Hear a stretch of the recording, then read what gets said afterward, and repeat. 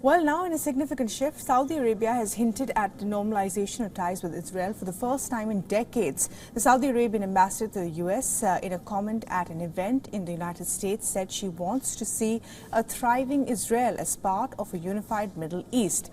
Referring to the Crown Prince Mohammed bin Salman's long-term agenda, she said the Vision 2030 talks about a unified, integrated, thriving Middle East, and last I checked, Israel was there. We want a thriving Red Sea economy, she said.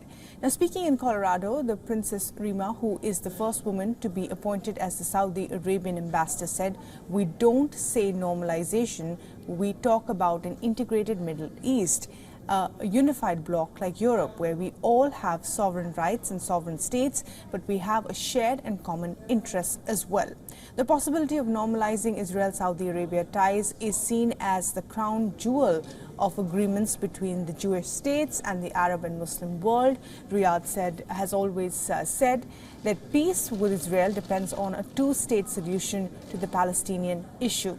Princess Reema said Netanyahu's policies were complicating attempts at a potential reconciliation. She described military operations in the West Bank as so terrible and said the expansion in Israeli settlements was also problematic. So on one side, of course, there are hopes of some possibility of normalization of relationship between the two sides. But as American Secretary of State John Blinken recently said, it remains difficult and complicated. Our correspondent Jody Cohen sent us this report on the matter. When Prime Minister Netanyahu took office, he stated that one of his top priorities was to expand the Abraham Accords, the normalisation agreements with Arab and Muslim countries. He specifically cited Saudi Arabia, and Israeli government officials had suggested that there is a window of opportunity to negotiate this until the spring, when the US will become caught up in the American elections.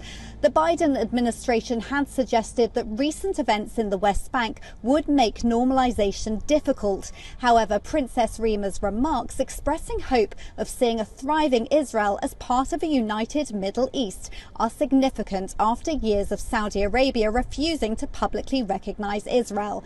It remains to be seen if the relations that are thought to exist behind closed doors are formally recognized in the open. This is Jody Cohen for WION World as One.